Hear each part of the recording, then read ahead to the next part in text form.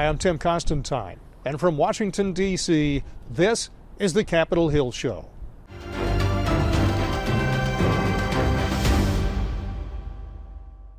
The United States will elect a president in November.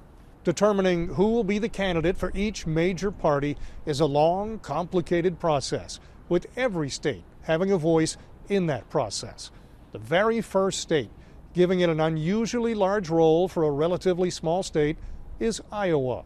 The people here engage in politics, and it's exciting to see this because they are very well educated on the issues that matter to all Americans. I would also say that Iowa, even though we're a rural state, we are a cheap state to run presidential campaigns in. So it really does make a difference. If you are a presidential hopeful on a tight budget, but you can get out and meet people, they see the potential, you have opportunity in Iowa.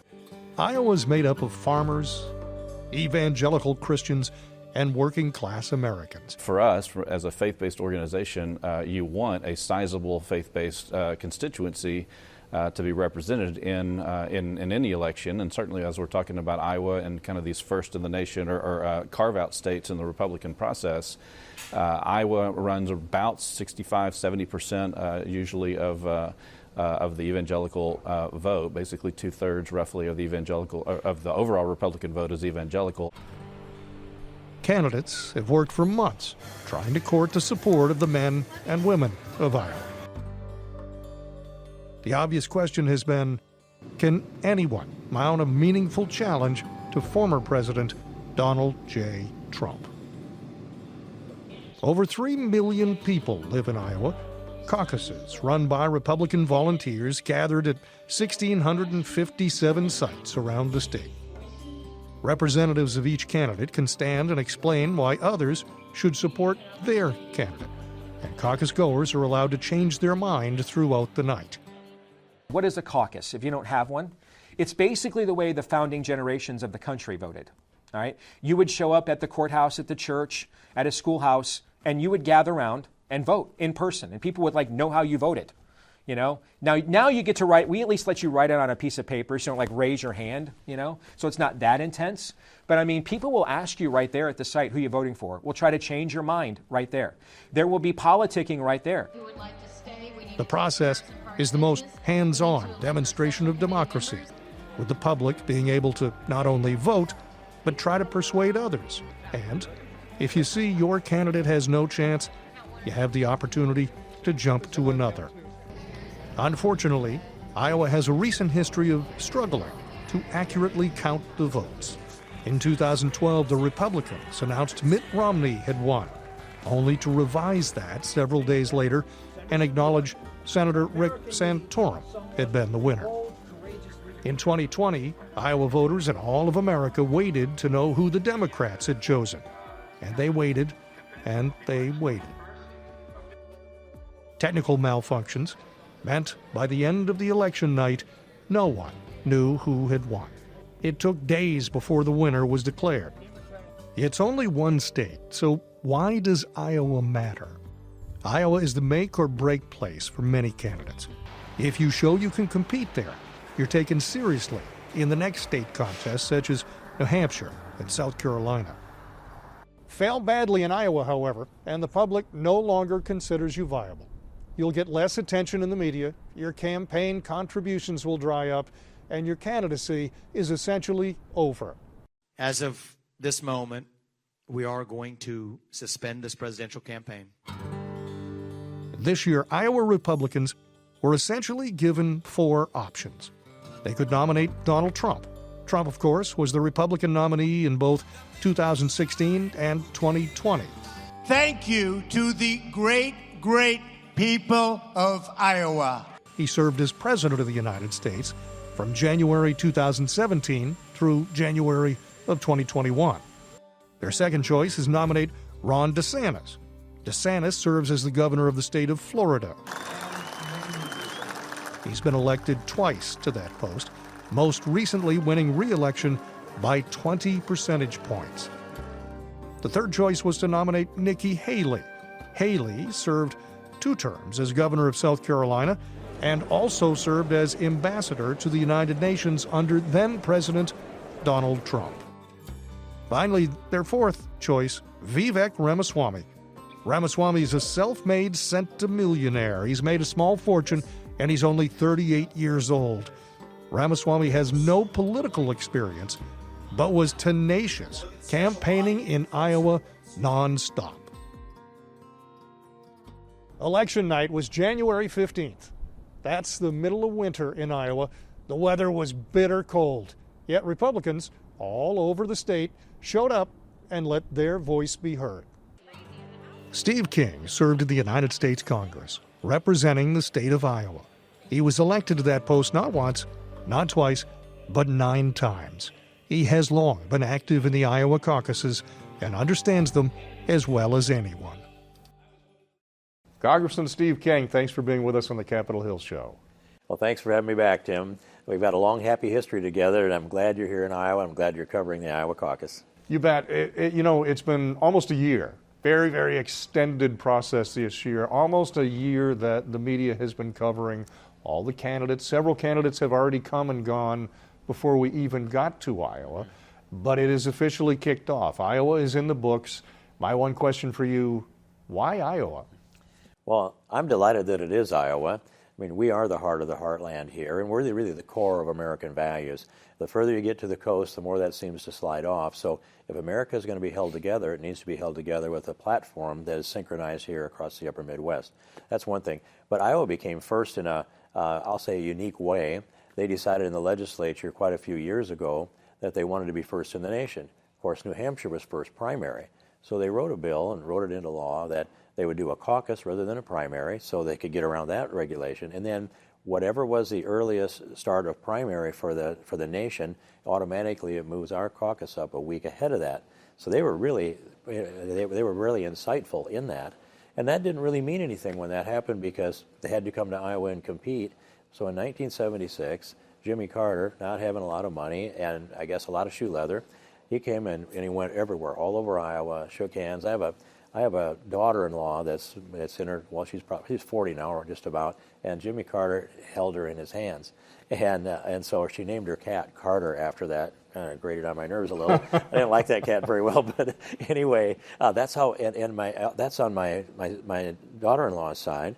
And I have a brother-in-law who he stayed in their house. Jimmy Carter was everywhere, and when he did, he won the Iowa caucus. That launched him on the momentum to win the nomination and onto the presidency. So thereafter, the Iowa caucus has been elevated to have impact, not just first, but really have impact.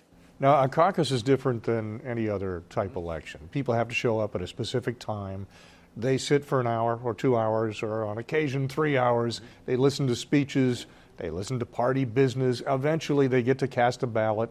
And depending on the area, some of them can even change from time to time. They will swap out who they're voting for during the course of the night. They may go in as supporter of candidate A and be persuaded to suddenly be for candidate B. Different process, which makes polling very difficult in advance of the caucus. Traditionally, the polling in advance of Iowa has been terrible.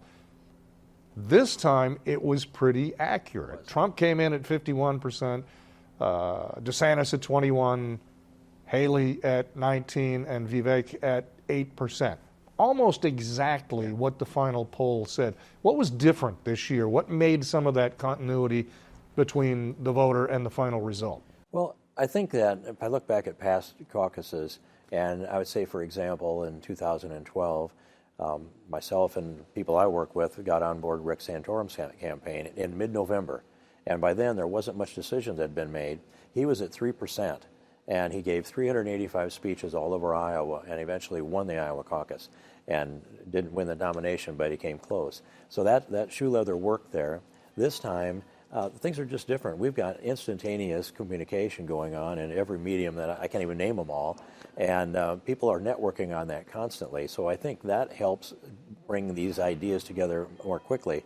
I would have said that from mid-November on, it's just a scramble. The numbers change fast, and then you'll see a result that's fairly dramatic in the difference between November and the caucus. This time, it was gradual. There wasn't anything dramatic that really happened.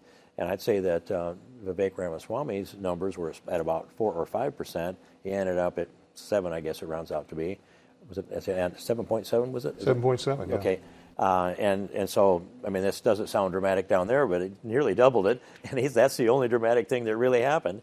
And so it was down to whether it would be DeSantis or Nikki Haley in the middle. And I noticed also when I went to caucus, first of all, I didn't convince all those people in that West Des Moines caucus last night to vote for Vivek, but I could feel it in the room. People were lined up. They were kind of teamed up. It's like, if you're in for any one of these candidates, there's going to be a manager or a handler there to make ssure you stay together, sit at this table, don't listen to anybody else, plug your ears when the speaker gets up that's not speaking for your candidate. I could see it. It was kind of, they lined up like teams. And the handlers, and I didn't actually identify the handlers, but it felt like that. They just didn't want to let anything interfere with the commitments of the people that came in. So I didn't think I really changed many votes there last night. Right. You mentioned how in 1976 Iowa really launched Jimmy Carter's campaign, and he went on. Let's talk about what the future holds for each of the 4 Republican candidates after Iowa. And let's start with Vivek. You were a Vivek supporter. He's dropped out of the race now because of the single-digit numbers. But what's the future hold? He's only 38 years old. Do you think he will pursue politics? Will he end up, running commerce for the United States? Or will he go back to private industry? What do you think will happen?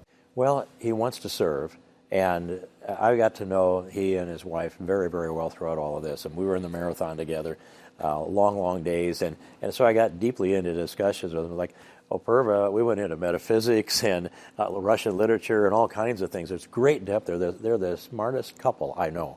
I wouldn't say either one is the smartest in the world, but they're the smartest couple I know, and they're the best educated and the best grounded. So he just felt a calling. I mean, he's made billions of dollars. And he could go home and play with the kids or do whatever he wants to do. Going into this arena is a tough thing to do. I've never seen anybody with more energy than he showed in this. I think he comes back in it. He'll take a deep breath. I think he comes back in and finds a place to impact this government policy, public policy, and to move America in the right direction as an America First candidate. Where it comes, I don't know. If Trump should name him as a VP, that would be very welcome to me. And I think it would work out very well because Trump seems to, he's got a lot of things that he leads right on, but when he gives orders out there, people were ignoring him out of the White House. They wouldn't do what he said, what he told them to do. He thought it was getting done. And so a lot of his agenda just dribbled off and didn't have the impact that it would have had. But if you would put Vivek there as a vice president, not only would that stuff get done, but he would create new ways to make it happen. And I haven't seen that in anybody in that role before. So I would be very thrilled if he would be named as a VP. But someplace in the government, if he goes back to business, though, he'll retool and come back into this again because that calling is not going to leave him. It's going to stay within him. Let's talk Nikki Haley. She polls really strongly in New Hampshire, which is next up. But what happens in Iowa often impacts people's perception of whether or not a candidate is viable a week from now in New Hampshire. So will she benefit? She got 19% of the vote. She was a couple of points off from DeSantis. Not a bad showing, but not an overwhelmingly strong showing. What's the net effect of that, leaving Iowa and going into New Hampshire? Well, I heard her this morning say it's now a two-person race. And I had to do a double take. I had to process a little bit before I figured out what that meant. But she seems to think that she finished second instead of third. That's what it sounded like to me here in Iowa, and she's trying to carry that message into New Hampshire. Trump's going to dominate New Hampshire, and I think he could have an overwhelming victory in New Hampshire, but I don't know what her poll numbers are, so I'm speaking out of what I know about New Hampshire and my feeling when I am there and talking to people. In the end, I don't know how she sustains a candidacy in the realm that she's in. I'm surprised that she is where she is, but there's a lot of establishment and national defense money behind her, and I think a lot of that has held her up and lifted her up, and I hesitate to use the words propped her up, but I think there's a lot of that behind her. And I also say, Tim, that where I was in the caucus last night, I don't know how many hundred people we had there. Yes, I do. It's in my iPhone, but I think crowd. Yeah, it was a big crowd. It was something near 1,000, but not 1,000. And I got message after message in that people that were angry, and they said, I can't put out any facts or say anything publicly, but there were a lot of Democrats that went in and registered as Republicans right there as they went in, and it would be like clusters of women that were sitting at a table all together, and people that knew them said, that's a whole bunch of Democrat women. We know who they are. They're our neighbors. And so I think what we need to do is go into these poll results, go look at the names that just registered and see the blocks of those names and try to get an estimate on what the real Republican vote was last night. As I always just say what I believe, and I'm not casting aspersions on people beyond the facts that I've illustrated here. I think we need to look. But I would like to look at that and see if we can make an adjustment of what our judgment is of the results of the polling last night. Because I don't think that she was that close to DeSantis if it were Republicans voting only. Let's talk about DeSantis. He came in second. We stopped at his party afterwards, saw him speak, and he too claimed that it is now a two-person race. He does not two-man race, can't he? That's right. That's right. He does not poll particularly strongly in New Hampshire, though. And some have suggested he may even skip New Hampshire and go straight to South Carolina. Is there a path to victory for Ron DeSantis? Well, I don't think he can beat Trump unless something more dramatic happens in the Trump legal world. But other than that, is there a path to him to be second and maybe qualify for VP or some other position? And I think there is. It's harder for him than it would be if he'd had a 40% number last night. It would be a lot easier for him. He'd be stronger in New Hampshire, and he would be stronger in South Carolina. What I don't know is that how strong is Nikki Haley in South Carolina? What's her shelf life in South Carolina? And I've talked to people that say she's very, very popular down there, and other people that say not so much. So the polling will tell you more than I can tell you about that. And she's from South Carolina. Yes. You would assume she would be popular, but yeah, she's certainly not more popular than Donald Trump in those polls, anyway. That's right. And I met her, clear back probably about 2008, I believe it was, in South Carolina then. So I've been in and out, but I don't really know her personally. We never really built a personal relationship, but I've watched her career. And the thing that I was most impressed by was when, I believe it was in New York, when there was a bunch of protesters out there, and she grabbed a megaphone and ripped it into them. And that was a spontaneous thing that she did, and I was proud of her for that. But there's not much that seems to be spontaneous to me now, but that was, so I'll tip my hat to that event. And let's talk about Donald Trump, because Trump led in the polls coming into Iowa, won big in Iowa, leads in the polls, not by quite as big of a margin, but leads in the polls going into New Hampshire, leads in South Carolina, leads big in Nevada. Is there any way, and I don't mean health, or I don't mean the legal cases, but is there any way another candidate beats Donald Trump in this primary process? You mean it just on the merits? Just on merits. No, I don't think so at all, Tim. He's got momentum. They're solid. I've spent the last almost a month working to peel the Trump voters off and get them over to Vivek, because that was the universe, the America First universe, where the caucus goers that voted for either Vivek or President Trump last night. And so going against that, those people are loyal. They're solid. And you also notice that even powerful arguments that are irrefutable don't penetrate into that loyalty. So I think they're going to stick with him all the way, and I think he wins the nomination in this condition that you discussed. Outside of that, is there any scenario by which he loses? Well, it would be a legal scenario, I suppose. I don't think they keep him off the ballot in any effective way. And I am really proud of what Vivek has done, is to pull himself off the ballot any place that they would take Trump off the ballot. That's the right thing to do. And that's really what the other candidates ought to do going forward. It doesn't matter to Vivek anymore. But that was the right thing to do. And I don't think the states can keep him off. And if he's on the ballot in each of the states, that's a victory. And that, of course, is a nomination to get him there. I think that'll happen. And as I work through this, there'll be October surprises this year. I don't know what they will be, because they're surprises by definition. But it's a nasty political world that we live in. And from a Republican standpoint, one of our top lawyers made this comment in a conversation here several months ago, said, I don't know how any Republican thinks they can be elected to the presidency of the United States until we could figure out how to clean up the voting process in 5 states and 2 counties in each of the 5 states. 10 counties out there are highly suspect for the maneuverings that they have done in the past couple of elections. And I agree with that. We're working on those things, but I have a legislative director that went to her home county, Allegheny County in Pennsylvania, the far west county, across the river, I believe, is Moning County in Ohio, those counties have always gone the same way, whether it's for the Democrat or Republican. They vote the same because it's the same demographics and their neighbors. This time, Trump won the Ohio County 7 to 8%, and Biden won the Allegheny County in a landslide. And she said, that just doesn't happen. That doesn't happen. So I am highly suspicious of that. And those that say that the election was clean as could be and not affected by anything crooked, I think they just close their eyes and their ears. Joe Biden's 81 years old. By all appearances, he has slowed down a step or two. There are genuine concerns about both his physical and mental well-being. Will he be the nominee come November for the Democrats? I don't think he'll be. I don't think he will be. Just as I watch that too, I mean, he's been the managed and handled person that, I just think of him. How many times has he tried to shake the hand of the invisible man, and introduce somebody not his wife as his wife? I make a little fun of that, but there's something real about that too. He just doesn't seem to understand his presence. So what I expect, and I'm going to say this out loud, and maybe I'll turn out to be right, is once the nomination takes place, and I believe Trump wins the nomination at the convention, I think right after that, Joe Biden will have some health problems, and they will put somebody else forward like Gavin Newsom or maybe Michelle Obama and get them on the ballot kind of late, and that's the strategy that I think they're putting together. So if that plays true, it won't be an accident, it'll be planned, because I predicted it. So if I can predict it, I don't predict accidents. And there aren't coincidences in politics either.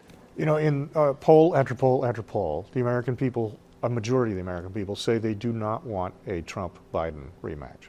Some polls say 61%. Some polls say actually in the 70s that they do not want a Trump-Biden rematch. There's always a dream. Every 4 years, the media writes some story about a third-party candidate. But is the year 2024 a year where if you had a credible person, a Joe Manchin, an RFK Jr., if you had someone that isn't just an off-the-wall third party, that they have a shot? I don't know how much traction Joe Manchin might have, but I did sit down late summer during the state fair and I briefed Bobby Kennedy Jr. on this pipeline issue and property rights and CO2 sequestration. He was a very quick study. He was very intense in all that. For 45 minutes, he only interrupted me 3 or 4 times for clarifying questions, called me 3 times on my way home.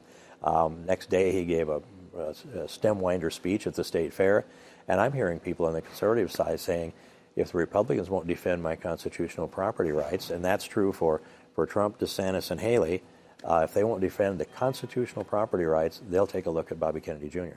And so I expect he will be back in Iowa again, and I don't want to predict that, but I expect he will be. We're about 10 months away. That is an eternity in the world of politics. But that said, what do you expect? Come November, who do you expect to see on the ballot, and how do you expect it to shake out? Well, I think that Trump will be on the ballot, and then I do think, as I said, that Biden will be removed from that after the Republican convention at some time. And it's kind of a jump ball on me whether it would be Newsom or whether it might be Michelle Obama. I think that probably I'm going to thank Michelle Obama because the political machine of all of that, if she wants it, the political machine is all there, and the Biden machine would be transferred more easily than it would be if it were Newsom. But can't anticipate anybody else. And then going back to Joe Manchin, if he would enter into this race, he would draw some votes, I'm sure of that, and I'd go back to Ross Perot. But either Bobby Kennedy Jr. or Joe Manchin, or maybe even both of them, if they did that might push us towards a kind of a third-party operation. And Ross Perot made a difference in the race when he was in there. Sure did. And that could happen. But I feel bad for Bobby Kennedy because he doesn't have government Secret Service to protect him. He lost an uncle in the Second World War. He lost an uncle to assassination as president. He lost his father as he campaigned for the presidency. And he's got to sneak around to campaign for president because he doesn't have the security detail to protect him. And I think in a country like this, if we lost another Kennedy to an assassination or even it would just be awful. And we owe better than that to that family. Even though I'm a Republican, we never really lined up behind the Kennedys. They've served this country and a whole line of them, and we owe more to them to leave him out there as a target for another assassination. He should not be hiding while he's running for president, hiding from assassins while he's running for the presidency. Steve King, thanks very much. Always a pleasure. It's my pleasure, Tim. Thank you. Iowa, the very first state in the U.S. presidential nomination process, is in the books, and Donald J. Trump was the big winner. Vivek Ramaswamy was knocked out of the race, which leaves only two challengers then, Nikki Haley and Ron DeSantis. Can either one of them catch the former president? We'll find out soon. New Hampshire is next up in the race, and Nikki Haley is polling right now dead even with President Trump. Can she beat him? Time will tell. From Des Moines, Iowa, for the Capitol Hill Show, I'm Tim Constantine. Thanks for joining us.